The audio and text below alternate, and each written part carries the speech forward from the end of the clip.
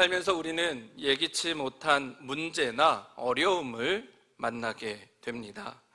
문제나 어려움이 무엇입니까? 사람의 힘으로, 나의 힘으로 감당하기에 어려운 곤란한 일들을 우리는 인생의 문제, 어려움이라고 합니다. 어떤 사람은 문제가 생기거나 어려움에 부딪히면 자포자기하고 그 자리에 주저앉기도 합니다. 또는 어떤 사람들은 문제를 만나게 되면 어떻게 해서든지 그 문제를 이겨내기 위해, 그 어려움을 이겨내기 위해서 몸부림치기도 합니다.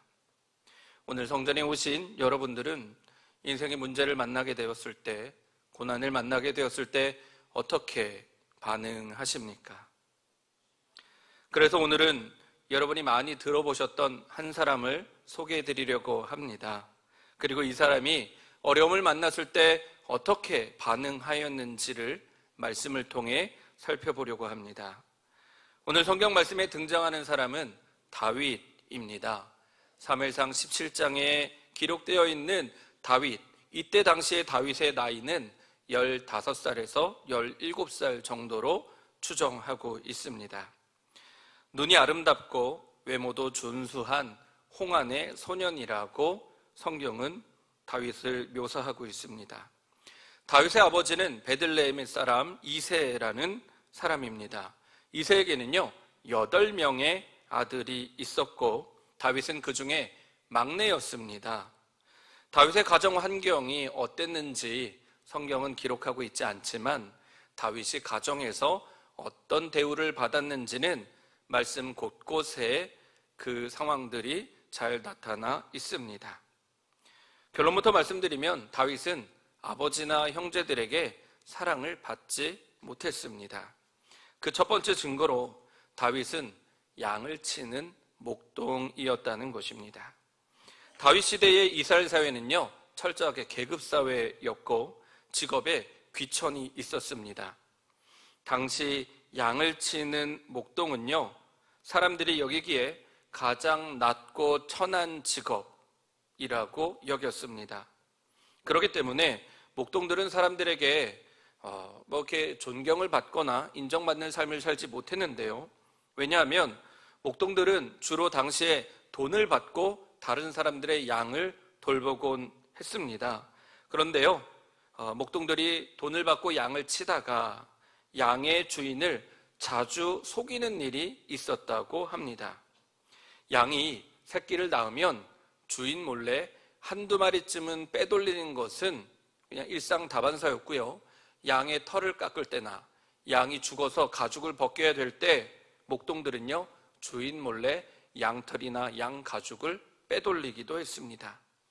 그래서 오죽하면 당시 사회적으로 목동이 파는 양이나 목동이 파는 양털, 양 가죽 이런 것들은 사회적으로 사지도 못하고 팔지도 못하게 법적으로 막아놓기까지 했습니다. 이처럼 당시 사회에서 목동은 사람들에게 신뢰를 받지 못하는 천한 사람들이었기 때문에 그들이 법정에서 증언을 할 때에도 아무런 효력이 없었다고 합니다. 설령 어떤 범죄 사건의 유일한 목격자가 목동이었다 할지라도 목동의 말은 믿어주지 않았습니다. 이런 사실들을 볼 때 목동은 사회적으로 외면당하고 멸시와 천대를 받는 그런 사람들이었습니다. 그래서 부모들 중에도 자기 자식이 목동이 되기를 바라는 사람은 아무도 없었습니다. 그런데 다윗이 목동이었습니다. 다윗이 사랑을 받지 못한 또 다른 근거는 사무엘상 16장에 기록되어 있습니다. 이삭의 아들 야곱을 아시지요? 야곱이 요셉을 낳을 때에 요셉에게는 10명의 형들이 있었습니다. 야곱은 막내 요셉을 너무너무 사랑한지라 요셉에게는 양을 치는 일을 시키지 않았습니다.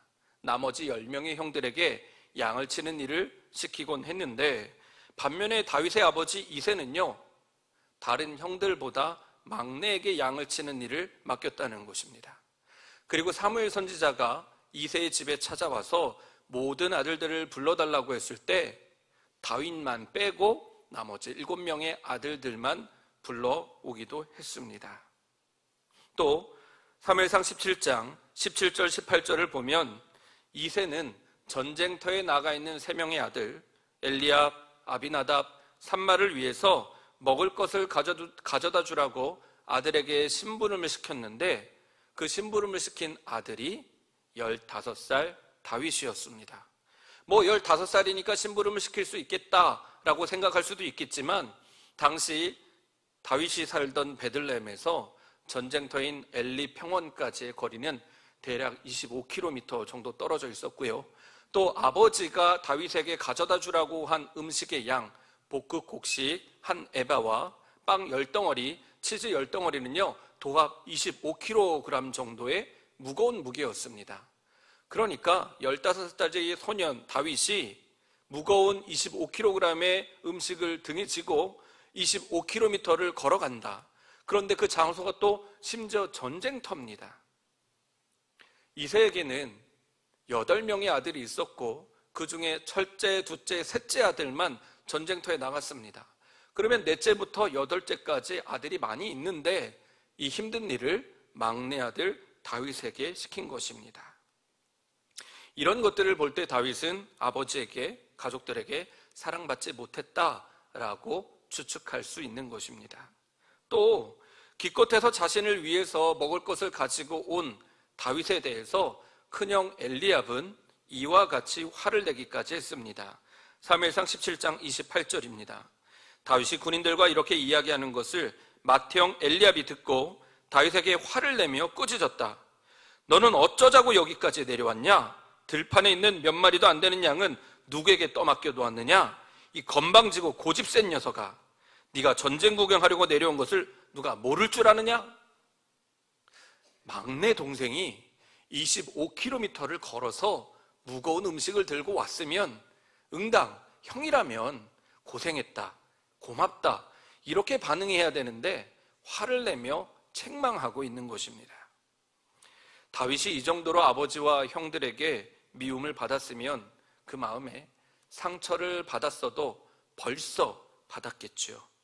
마음이 위축되고 소심해지고 겁도 많아졌을 것입니다. 하지만 다윗은 전혀 그렇지 않았습니다. 비록 아버지와 형들에게 사랑받지 못했고 이쁨받지 못했지만 전혀 위축되거나 의기소침하지 않았습니다. 왜냐하면 다윗은 아버지와 형들의 사랑을 의지한 것이 아니라 하나님의 사랑을 의지하며 살았기 때문입니다. 다윗은 하나님이 자신을 얼마나 사랑하는지 잘 알고 있었습니다. 그 이름에, 다윗이라는 이름의 뜻이 무엇인지 아십니까? 사랑받는 자라는 뜻입니다. 그러면 누구의 사랑을 받았겠습니까? 하나님의 사랑을 받으며 살았다는 것입니다. 다윗은 하나님께 사랑을 받고 있다는 것을 시편 18편 19절에서 이렇게 고백합니다. 이렇게 나를 좋아하시는 분이시기에 나를 넓고 안전한 곳으로 데리고 나오셔서 나를 살려주셨다. 보통 죽을 위기를 겪게 되면요, 정말 운이 좋아서 살았다 라고 이야기하거나 혹은 정말 나는 정말 잘났어, 이런 어려움도 잘 이겨낼 수 있어 라고 스스로를 칭찬하곤 합니다. 그런데 다윗은요, 자기가 죽을 위기를 잘 넘어가게 된 것이 하나님이 자신을 사랑해 주시기 때문이다 라고 고백하고 있습니다. 또 하나님께서는 사무엘 선지자에게 다윗에 대해서 이렇게 말씀하십니다. 내가 이새의 아들 다윗을 찾아냈으니 그는 내 마음에 드는 사람이다. 그가 내 뜻을 다 행할 것이다. 히브리어 원어에 보면요, 이 사람은 내 마음에 쏙 드는 사람이다, 내가 이 사람을 사랑한다 라고 표현되어 있습니다. 하나님께서도 다윗을 사랑하시기를 내 마음에 꼭 드는 사람이라고 말씀하시면서 내가 다윗을 이토록 사랑한다라고 말씀해 주신 것입니다. 하나님께서 다윗을 이토록 사랑하신 이유가 어디에 있겠습니까? 시편 78편 72절을 보면 하나님이 왜 다윗을 사랑하시는지가 기록되어 있습니다. 그는 한결같은 마음으로 그들을 기르고 슬기로운 손길로 그들을 인도하였다. 여기서 그란 다윗을 말하고요, 그들을이란 양떼를 말합니다. 다윗은 한결같은 마음으로 양떼들을 기르고 슬기로운 손길로 양떼들을 돌보아 주었다는 것입니다. 한결같은 마음이 무엇이길래 하나님이 다윗을 사랑하셨을까요? 유대인들은요, 한결같다라는 단어를 톰이라고 합니다. 이 톰이라는 단어는 언제 사용하느냐? 많은 사람들 앞에 있을 때의 모습과 혼자 있을 때의 모습이 동일한 사람, 앞과 뒤가 똑같은 사람을 한결같은 사람, 한결같은 마음이라고 표현합니다.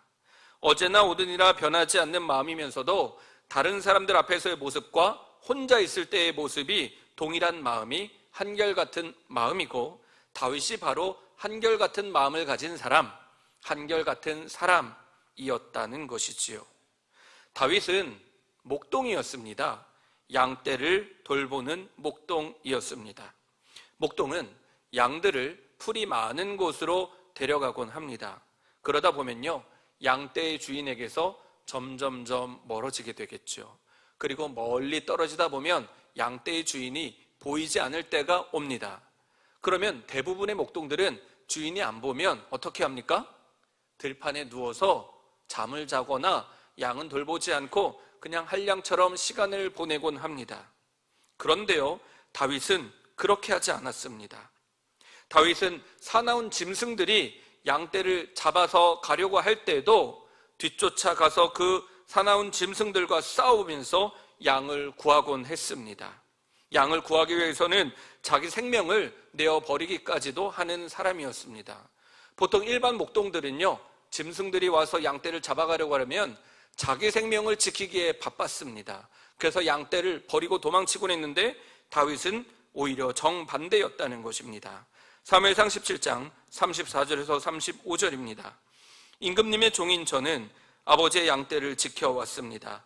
사자나 곰이 양떼에 달려들어 한 마리라도 물어가면 저는 곧바로 뒤쫓아가서 그놈을 쳐 죽이고 그 입에서 양을 꺼내어 살려내곤 하였습니다. 그 짐승이 저에게 덤벼들면 그 턱수염을 붙잡고 때려 죽였습니다. 이런 모습을 한결같다라고 표현하는 것이고, 하나님은 바로 한결같은 이런 다윗을 사랑하신 것입니다. 사랑하는 성도 여러분, 양떼의 주인들이 목동을 고를 때, 목동을 뽑을 때 어떻게 뽑으시는지 아십니까? 1년마다 한 번씩 새로운 목동을 뽑아서 1년 동안 양떼를 맡기곤 했는데요, 양떼의 주인들은 목동을 뽑을 때 목동들, 지원한 목동들을 쭉 일렬로 세워놓고 상의를 벗어보게 합니다. 그리고 그 몸을 유심히 잘 들여다봅니다. 몸에 상처가 많이 있는지 상처가 없는지를 본다는 것입니다. 그러면 이때 이 양떼의 주인들은 어떤 목동을 자기 양의 목동으로 뽑겠습니까? 상처가 많은 목동을 뽑겠습니까? 아니면 상처가 없는 그런 목동을 뽑겠습니까? 당연히 상처가 많은 목동을 뽑아서 자기 양을 맡긴다는 것입니다. 몸에 상처가 많다는 것은 그만큼 양을 위해서 죽을 힘을 다해 사나운 짐승들과 싸웠다는 것을 의미합니다. 짐승들과 싸웠기 때문에 싸우다가 뒤엉켜서 발톱에 긁히고 상처가 나곤 한다는 것이지요. 하지만 몸에 상처가 없는 목동들은 어떤 목동들입니까? 짐승들이 나타났을 때 무서워서 도망치는 목동들이라는 것이지요. 그럼 다윗은 어땠을까요? 우리가 다윗의 몸을 보지 않아도 짐작할 수 있을 것입니다. 다윗은 사자와 곰과 숱하게 싸웠기 때문에 그의 몸에 사자의 발톱으로, 곰의 발톱으로 정말 많은 상처들이 났을 것입니다. 그래서 사람의 마음의 중심을 보시는 하나님은 양을 누구보다 아끼고 돌보는, 사랑하는 다윗을 내 마음에 쏙 드는 나의 종이라고 불렀던 것입니다. 그리고 결정적으로 다윗이 하나님의 마음을 감동시켜드린 사건이 있었습니다. 다윗이 아버지의 심부름으로 전쟁터에 갔을 때 다윗은 한 가지 소리를 듣게 됩니다. 바로 블레셋 장수 골리앗이 외치는 소리였습니다. 골리앗은 전쟁이 시작된 지 40일 동안 하루도 거르지 않고 매일 전장에 나와서 여호와 하나님과 하나님의 군대를 모욕하는 소리를 질러댔습니다. 다윗은 골리앗이 하나님과 하나님의 군대를 모욕하는 소리를 듣고 참을 수가 없었습니다. 물론 전쟁에 대해서는 아무것도 모르는 어린아이의 혈기라고도 생각할 수 있겠지만 다윗은 분명 하나님을 모욕하는 소리를 듣고 몹시 화가 났습니다. 이때 같은 소리를 들었던 다른 사람들은 어땠습니까? 11절입니다. 사울과 온 이스라엘은 그 블레셋 사람이 하는 말을 듣고 몹시 놀라서 떨기만 하였다. 키가 2m가 넘는 사울 왕이나 사무엘 선지자가 보았을 때 왕의 제목으로 보였던 큰형 엘리압, 그리고 다른 모든 군인들은 골리앗의 그 외치는 소리와 골리앗의 그 체격을 보고 두려워서 떨기만 했을 뿐 아무도 다윗처럼 반응하지 못했습니다. 심지어 전장의 제일 앞에서 군대를 지휘하는 사울왕은 그저 숨어서 내가 골리앗과 싸웠다가는 죽을지도 모르겠다라는 두려움에 그냥 저 골리앗을 죽이는 사람에게는 상을 내리고 자기 딸과 결혼시켜주고 세금을 받지 않겠다라는 공약만 내걸었을 뿐 하나님을 위해서 아무것도 하지 않았습니다. 그 자리에서는 오직 다윗만이 골리앗의 소리를 듣고 화를 내었을 뿐입니다. 동서고금을 가리지 않고 사람과 사람이 싸울 때 절대로 해서는 안 되는 불문율이 있습니다. 특히 부부들이 싸울 때 절대로 하면 안 되는 말이 있습니다. 뭔지 아십니까? 가족은 건드리면 안 되는 것입니다. 상대방의 가족을 험담하거나 가족의 흠을 이렇게 막 이야기하는 것은 너 죽고 나 죽자라는 그런 말이나 행동이겠죠. 그런데 지금 골리앗이 누구를 욕하고 있습니까? 다윗이 자기 생명보다 더 소중하게 여기는 하나님을 모욕하고 있는 것입니다. 다윗이 그 소리를 듣고는 피가 거꾸로 솟으면서 하나님을 지켜드리고 싶은 마음이 샘솟았습니다.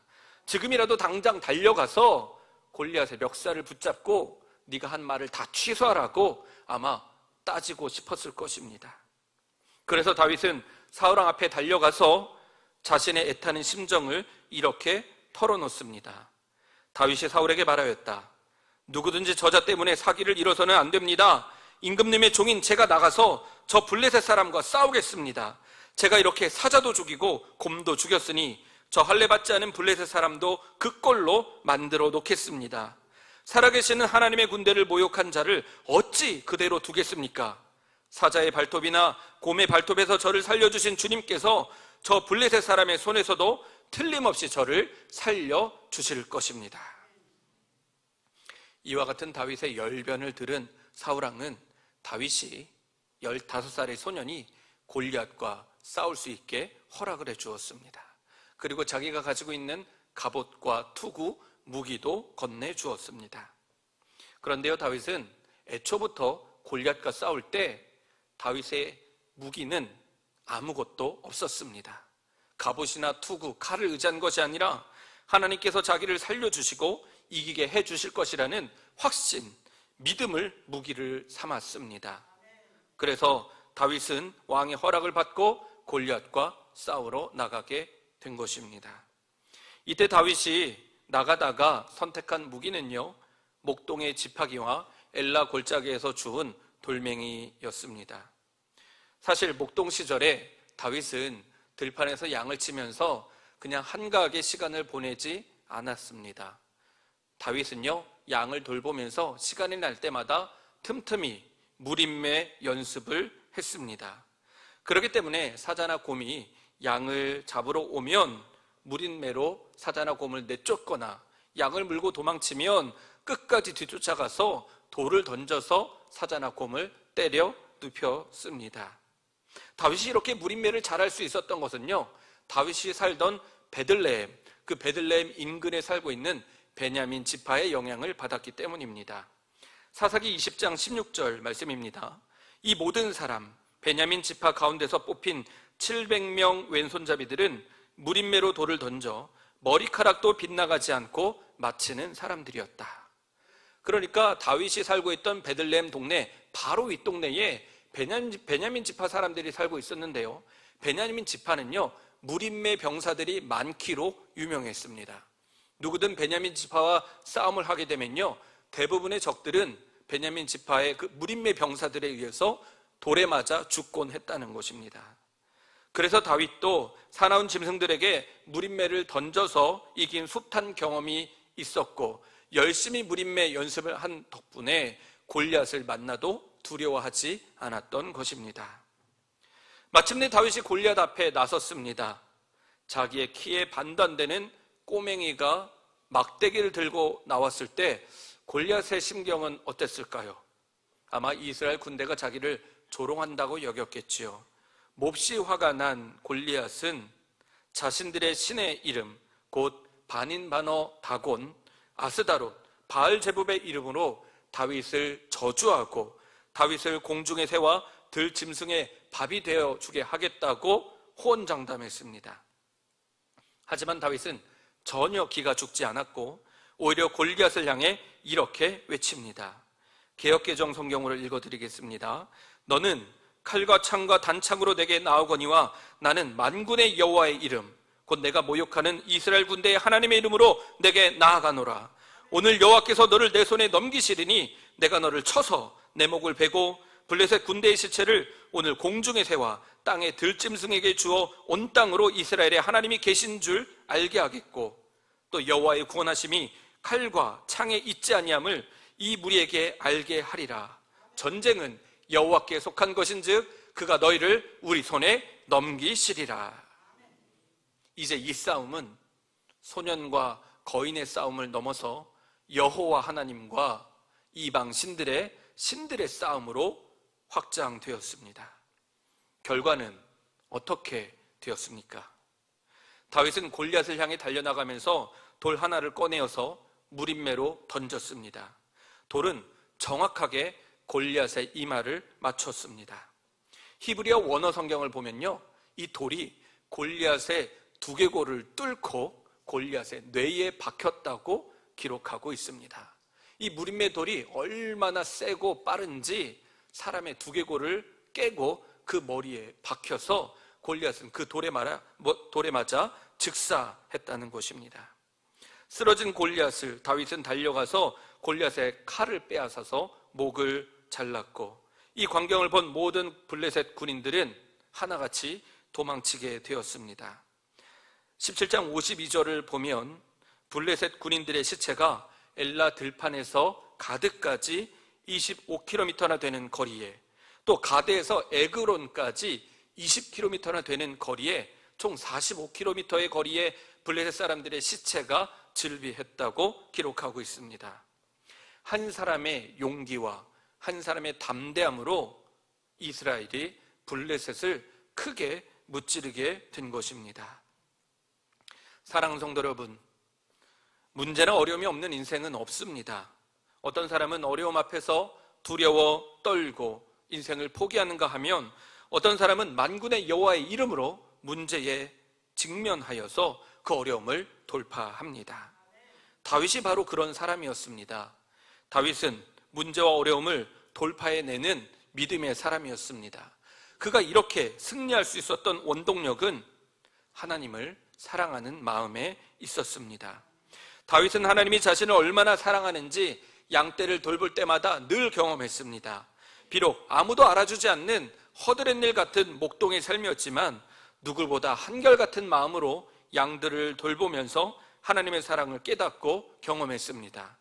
사자와 곰의 발톱에서 자신을 건져주시고 온갖 죽을 위기에서 자신을 건져주신 하나님, 그 하나님의 사랑을 경험했고, 그 하나님께서 자기를 보호해 주신다라는 확신과 믿음으로 하나님의 명예를 지켜드리기 위해서 다윗은 골리앗과 맞붙었던 것입니다. 이것이 하나님의 사랑과 믿음으로 문제를, 어려움을 직면한 다윗의 승리의 비결입니다. 그런데요, 다윗과 골리앗의 싸움이 여기에서 끝나진 않습니다. 40절 말씀입니다. 그런 다음에 다윗은 목동의 지팡이를 들고 시냇가에서 돌 5개를 골라서 자기가 메고 다니던 목동의 도구인 주머니에 집어넣은 다음 자기가 쓰던 무림매를 손에 들고 그 블레셋 사람에게 가까이 나아갔다. 다윗은 엘라 골짜기에 있는 시냇가에서 돌멩이를 고를 때 5개를 골랐습니다. 왜 하필 5개를 골랐을까요? 돌을 담는 주머니가 작아서 5개밖에 들어가지 않으니까 5개를 가져갔을까요? 아니면 5개면 충분하니까 5개를 골랐을까요? 제 얘기를 잠깐 말씀드리면 저는 강원도 인제에 있는 수색대에서 군복무를 했었습니다. 매일같이 수색과 매복을 비무장지대에 들어가서 북한 사람들이 너무나 안 너무나 그렇게 실전 경험을 매일 했었는데요. 그때 저에게 주어진 총알은요 135발이었습니다. 총알 5개만 준 게 아니라요 100발이 넘게 줬는데 때로는 그것도 모자라게 여겨질 때도 있었습니다. 하물며 다윗이 골리앗과 싸울 때 돌멩이 5개면 충분했을까요? 50개, 100개도 모자라지 않았겠습니까? 그런데 다윗은 돌멩이를 5개만 골라갔는데요. 더 놀라운 사실은 이 돌멩이 5개가 전부 다 골리앗에게 던지려고 했던 것이 아니었다는 것입니다. 사무엘하 21장 22절입니다. 이 4사람은 모두 가드에서 태어난 거인족 자손인데, 그러니까 블레셋 군대에는요 골리앗 말고 4명의 거인들이 더 있었다는 것입니다.